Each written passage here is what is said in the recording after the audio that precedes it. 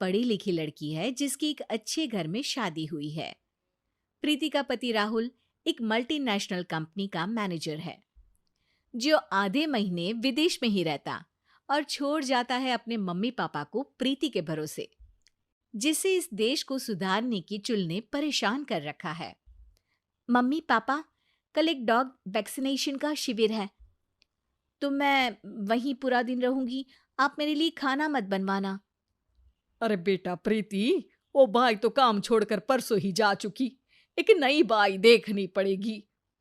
माँ, आप तो जानती ही हो ना कि मैं कितना बिजी रहती हूँ। अगर कल मैं नहीं गई तो कुत्ते एडॉप्ट ही नहीं हो पाएंगे।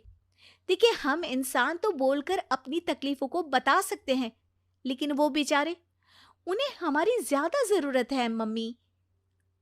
अरे बोल के भी हम क्या हासिल कर पा रहे हैं। अब ठीक है बेटा, तू जा, मैं खाना बना लूंगी। ऐसा पहली बार नहीं हो रहा था। देश भर में जितने एनजीओज हैं, चाहे वो स्टूडेंट्स के अधिकार के लिए हो या गरीबों में खाना बांटने का काम हो, प्रीति सबसे जुड़ी हुई थी। रोज कहीं बाहर ही रहती थी, एक शिविर में नहीं तो दूसरे में, और छोड़ जाती थी अपने सास ससुर को उनके खुद के भरोसे।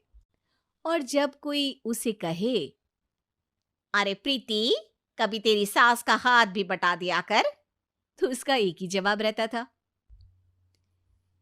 देखो, हम लोगों को तो सब कुछ घर बैठे मिल जाता है। अगर आज मैं इस शिविर में नहीं गई तो पता नहीं कितने लोग सड़क पर आ जाएंगे। प्रीति को समझाना संभव ही नहीं था, और ये बात उसके सास ससुर भी मान चुके थे। इसलिए सुबह सुबह सास ही किचन में खाना बनाने जाती है और देखती है कि घर में सब्जियां खत्म है। अरे प्रीति बेटा, सुन तो जरा। क्या हुआ मम्मी? मुझे बहुत लेट हो रहा है, और आप तो जानते हो ना कि अगर मैं इस शिविर में नहीं गई तो। हाँ हाँ, कुत्ते एडॉप्ट ही नहीं हो पाएंगे, सब जानती हूँ। अरे पर घर में सब्जियां खत्म हो गई है। अरे जब तू वापस लौटे ना तब लेकर आना, ठीक है बेटा।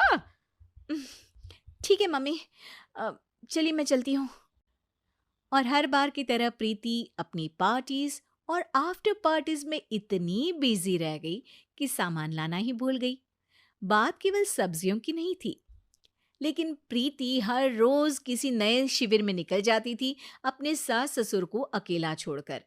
एक हफ्ते बाद प्रीति के ससुर जी के हाथ में दर्द होने लगा। अरे बेटा प्रीति, पापा जी के हाथ में बहुत दर्द हो रहा है। आज इनको डॉक्टर के पास लेकर जाना पड़ेगा।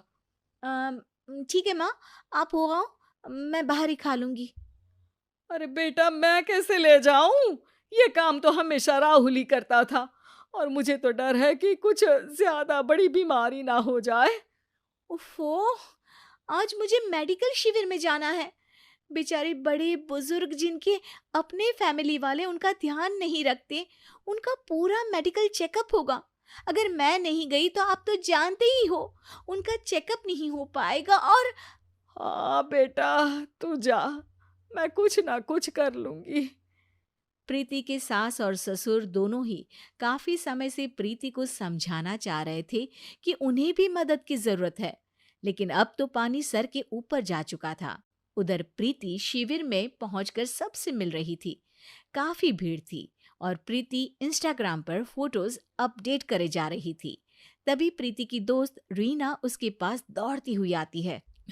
अरे प्रीति, जल्दी चल। अरे क्यों, क्या हुआ? अरे तू अभी सवाल मत पूछ और चल मेरे साथ।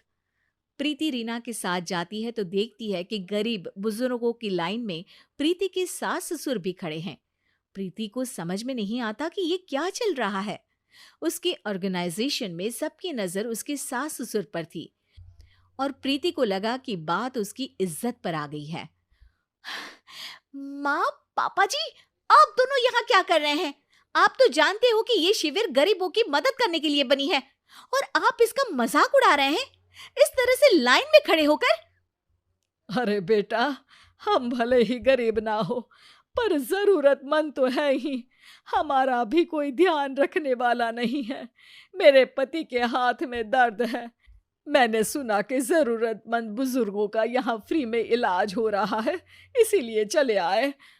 अ, नहीं, मतलब मैं तो प्रीति को समझ में आ गया था कि समाज को संभालने से पहले उसे अपना घर संभालना चाहिए।